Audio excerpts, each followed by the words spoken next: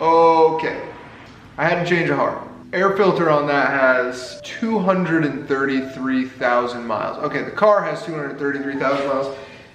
The K&N Airfilter looks like it has been on there for about 90% of it. If you go back to the first video, second video in this where I changed the alternator, you'll see I mentioned I was just going to leave it on there because I'm gonna be doing a ton of work to this car and the motor that's in there probably won't be there. It probably will be swapped, but either way, it will be driven with that air filter, so I need to show it a little love. I was gonna get a new one, but I mean, why not see if you can clean an air filter that looks like it has 200,000 miles on it.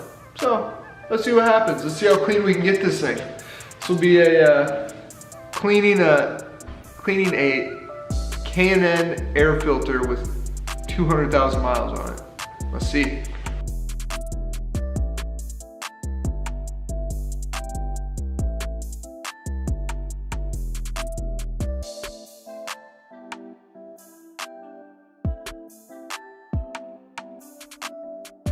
I'm telling you, this thing is gross. Ooh. Let's see if we can actually get this thing clean. Be a fun test. All right, so the first thing we gotta do is let this air filter cleaner soak on here for like 10 minutes. I'm gonna try and keep it out of the sunlight because I don't want it to dry on there, but yeah, we'll spray this on there, leave it on for like 5-10 minutes, let it soak in. They say to be liberal. It's not political.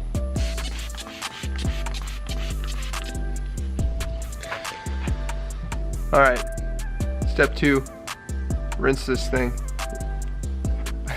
This can't work.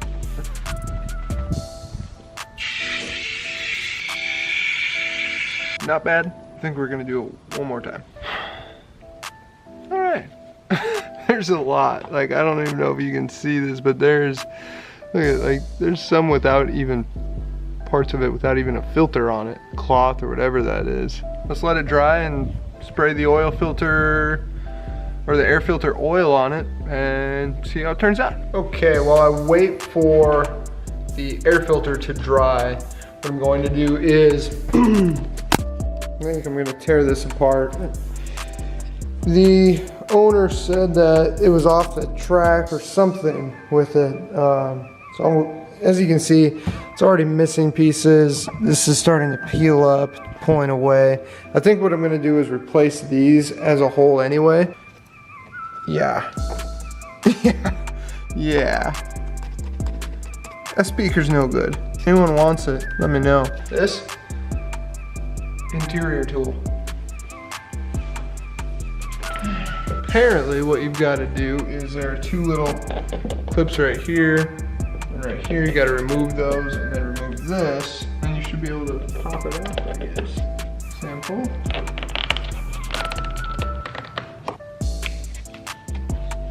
Sample. Oh yeah. Now.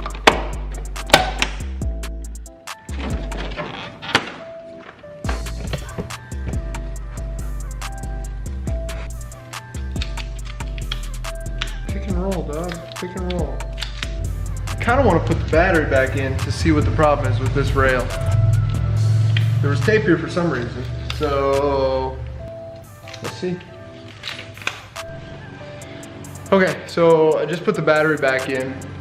There was tape holding this on, so something had to have been wrong with it. I don't know what exactly.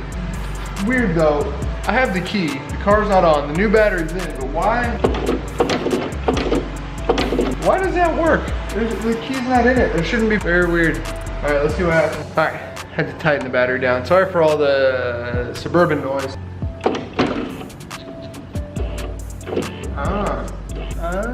I get it. So basically what it looks like happened is there's these 2 arms right here. I don't know if you can see them, they cross, go like this. And when the window lowers, they go like that, up and down. And there's 2 little holes that each of these crosses clip into to raise and lower the window.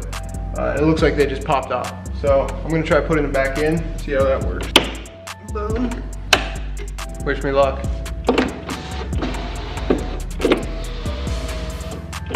Oh yeah, gonna have to remove this tint. Oh, oh, oh. It's easy. Yeah. Update. I wasn't planning on this, but look it. I wasn't planning on this, but the tint removal was something I wanted to do, and it just comes off super easy. It's probably because it's 20 plus years old. Normally you have to use like a steam gun and get it warm, blah, blah, blah. Giant pain in the butt. But this is, I mean, we've done all the windows so far, but she is just plowing through this. Little hands help a ton, and it's coming off really nicely. So, you know what I just noticed? This is white, okay? That one, blue. I wonder if that is, I don't see a VIN tag right there. There's a VIN tag right there. So, that would lead me to believe that this door panel, the driver's side or door, the replacement. Didn't know that. Correct me if I'm wrong, correct me if you know different. But it looks like that one would be replaced, or has been replaced.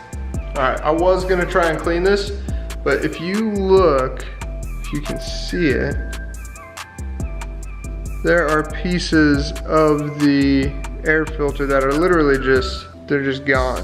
So my worry is we're gonna put this back on with some, focus. My worry is we're gonna put this back on with some oil and it's just gonna start coming apart inside the engine, and I don't want that to happen. I know we're not keeping the S52, but I mean, I don't wanna hurt it more than I have to. So, hey. So anyway, I think we're just gonna order a new air filter or something, just something to get us by before we actually replace that motor. So add this to the pile. So that is about it for today. Tried to do the air filter, cleaned it, but I didn't realize it was literally disintegrating, so not gonna put that back on. Removed the window tint as much as we could. I actually had my girlfriend's help with that, and this is all that really remains. That's just a pain in the butt down there.